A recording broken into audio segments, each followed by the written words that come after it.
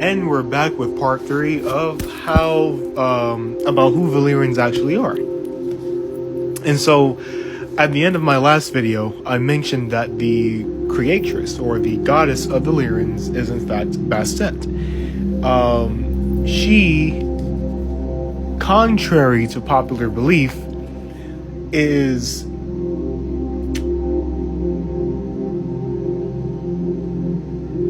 not simply an Egyptian goddess. She is a cosmic goddess.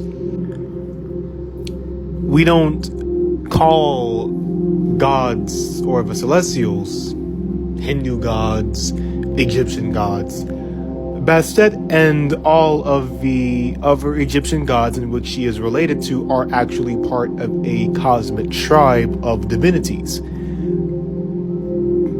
who are not actually called Egyptian gods, or just called that for the sake of, the in quote mythology that they're aligned with down here on the planet. But that's beside the point.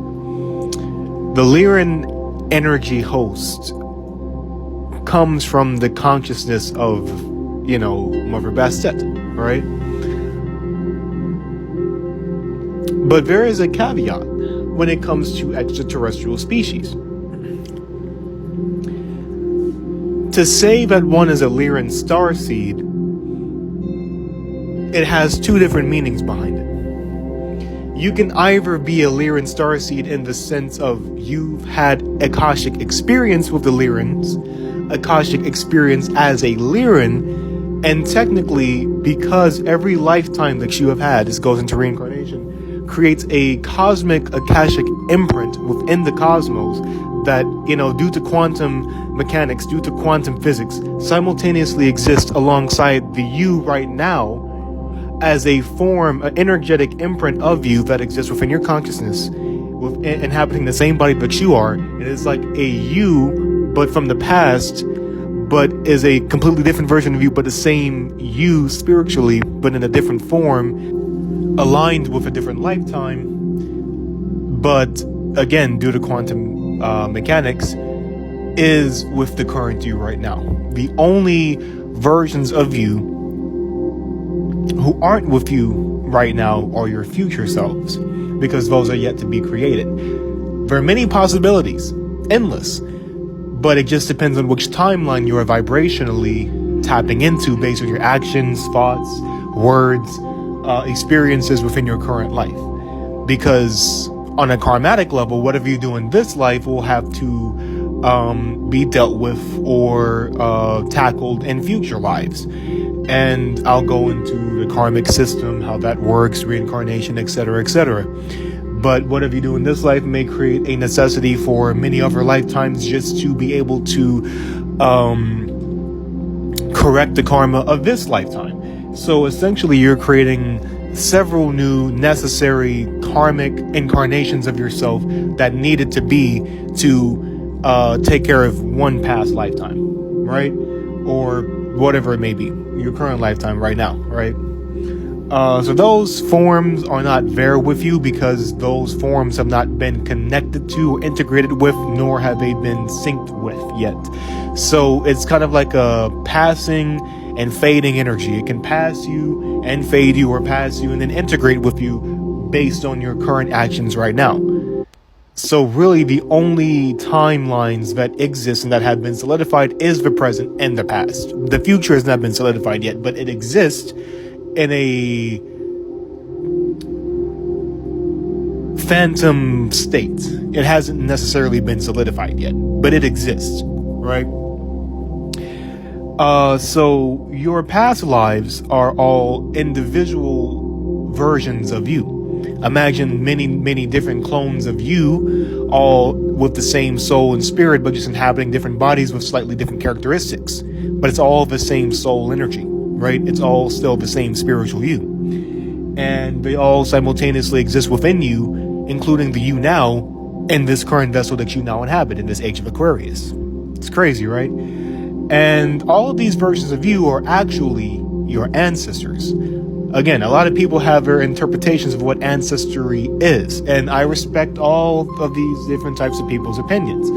Your ancestor is not always your great great great great grandmother or great great great great grandfather.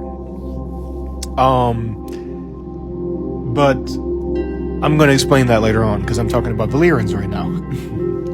So Bastet, onto her.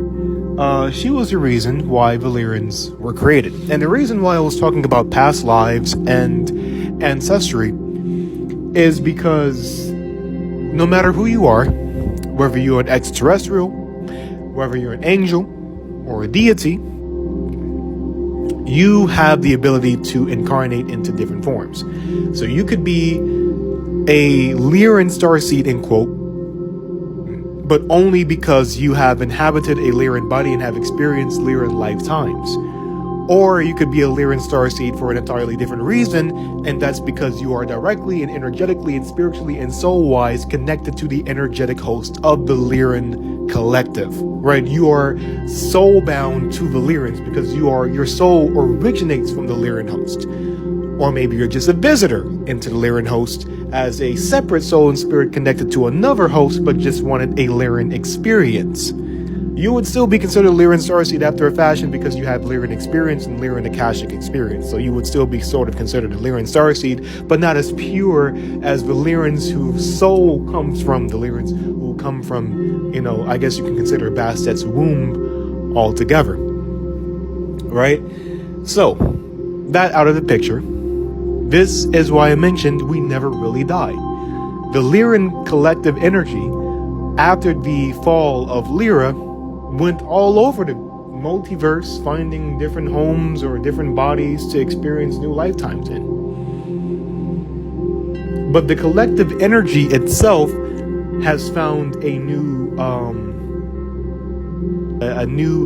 home star system to incarnate into the vessels in which perfectly match the Lyran energy to the T, which is the original Lyran extraterrestrial body, and which we know as these felinoids or cat-like humanoids. That's what aligns with the collective energy, the consciousness of the Lyran host, right?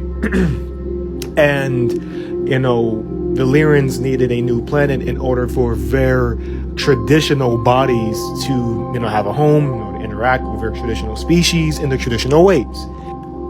In the solid body state, that is. They can interact in the spiritual collective energy state, but all of us want a solid body that's aligned directly, with our spirit and our soul to sort of have that nostalgic kind of energy effect, if you know what I mean. So after a long, vast period of